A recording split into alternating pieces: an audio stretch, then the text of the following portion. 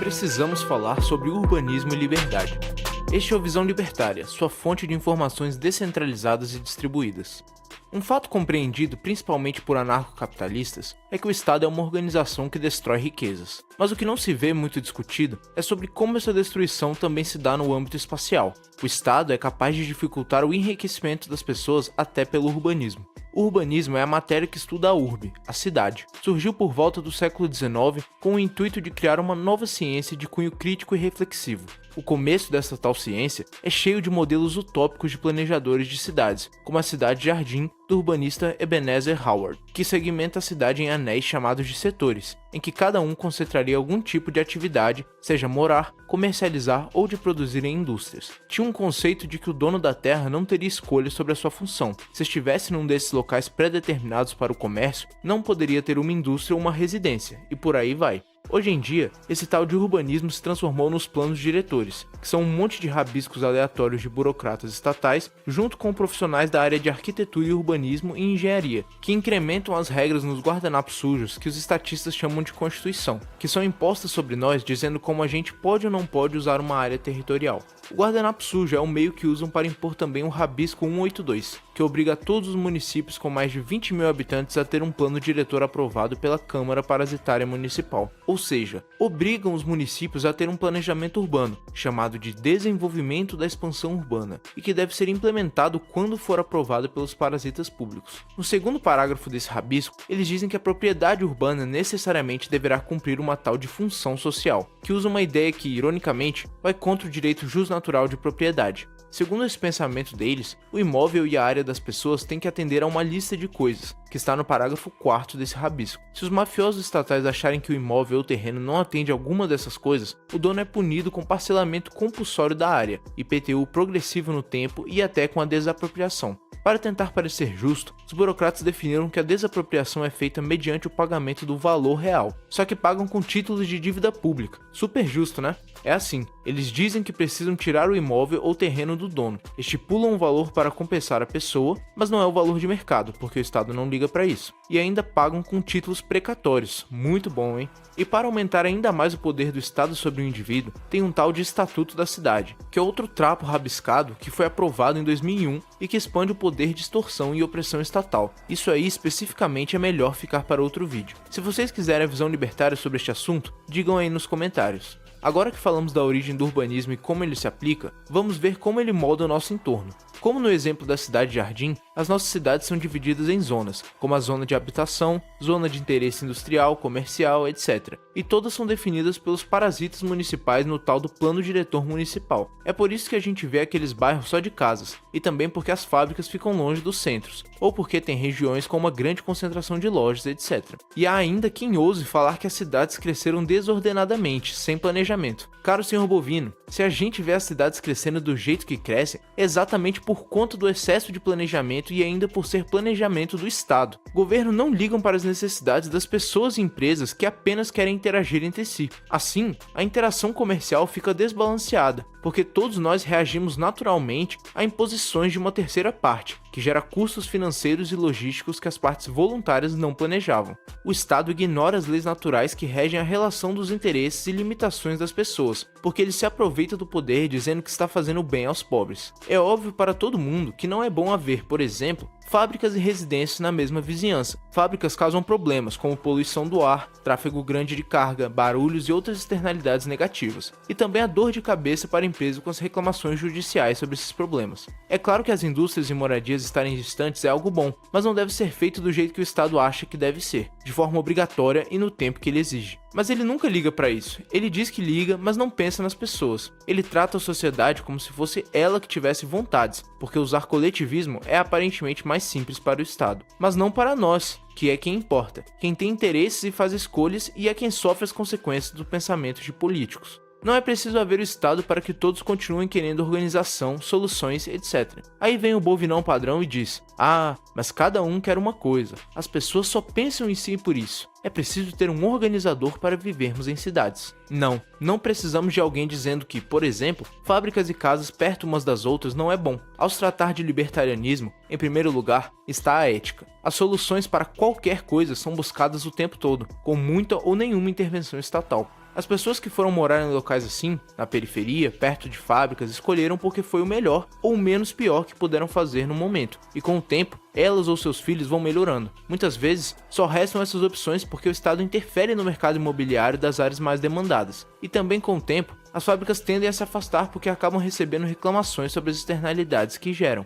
Existe a atuação de auditorias que exigem certificações conforme os requisitos dos outros participantes da cadeia comercial, como clientes e fornecedores, que influenciam as escolhas das empresas. Não precisa o Estado se intrometer. As empresas procuram atender os requisitos das certificadoras porque querem sustentar uma boa reputação perante todos os que estão perto ou longe, fazendo parte dos públicos consumidores, fornecedores e vizinhos. Todos colaboram com esse movimento verificado pelas certificadoras, porque um estimula o outro, exigindo e boicotando a respeito de impacto ambiental, social no entorno, na qualidade de vida dos funcionários e na logística. Em sociedades de leis privadas, as pessoas vão se organizar organicamente, em que cada uma busca e troca informações pulverizadas, visando que seja benéfico para si com as restrições que as próprias pessoas fazem a elas mesmas. Ah, mas quem vai ser voluntário para querer organizar os abusos das pessoas? Ninguém, meu querido bovino, ninguém. As pessoas e empresas querem se organizar sozinhas. Ah, mas então por que abandonar o Estado se vamos criar ele de novo para todo mundo se organizar? Não, ruminante. Quando as pessoas criam soluções para as coisas, nunca é uma coisa só. A beleza do livre mercado é a composição de empresas oferecendo soluções melhores e ainda cada pessoa é diferente preferindo soluções diferentes ao mesmo tempo. Todos, empresas e pessoas, observam os erros e acertos, e assim, a inteligência dispersa no mercado aprende qual solução é a mais adequada a cada situação. O Estado, ao participar disso, só tem um interesse: sustentar a si próprio.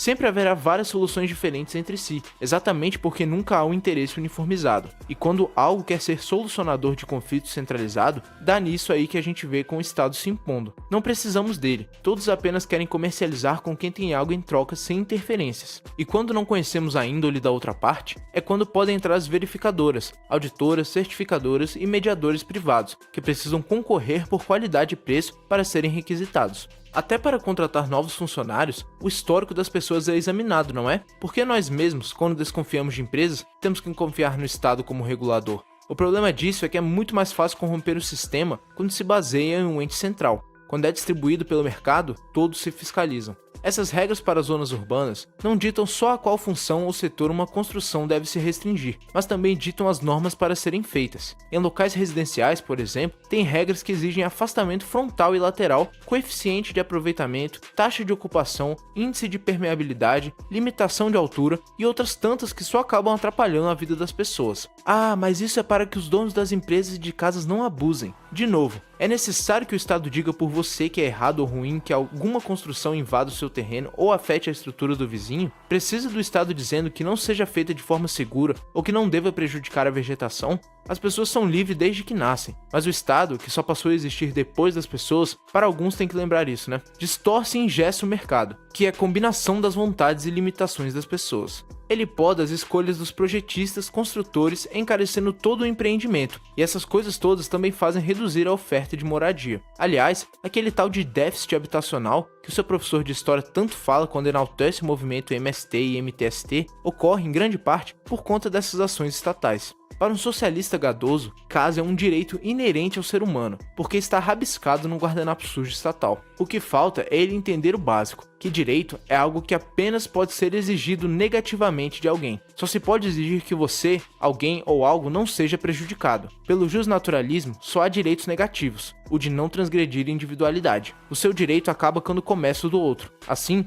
você não pode exigir algo que já é de alguém que adquiriu eticamente, sem roubar. Mas esses direitos que os estatistas mugem ou dizem são fruto de um ordenamento jurídico que ignora a ética, o justpositivismo. Junto com isso, tem o progressismo, que usa o papo de distribuição de renda que, na prática, acaba sendo tirar dos pobres e facilitar a vida dos ricos, mesmo que o discurso seja o contrário, e também está dentro da doutrinação cultural. É tudo pela conveniência de políticos. Veja, quando algo é chamado pelo Estado de direito, isso implica passar a ser permitido e muitas vezes obrigatório, mesmo que seja uma burrice ou antiético. O Estado não liga se haverá consequências ruins, nem se as pessoas estão tendo seu patrimônio lapidado quando ele expropria dinheiro ou um imóvel para custear algo planejado por ele que foi decretado como direito. Se alguém diz que a vida é um direito, significa que qualquer contribuinte deve pagar, mesmo que não queira ou não possa, uma parte do que for necessário para que a vida desse alguém seja garantida. O resultado prático é que as legislações, por serem coletivistas, acabam impactando a vida de um mais que de outros, e os direitos acabam virando privilégios.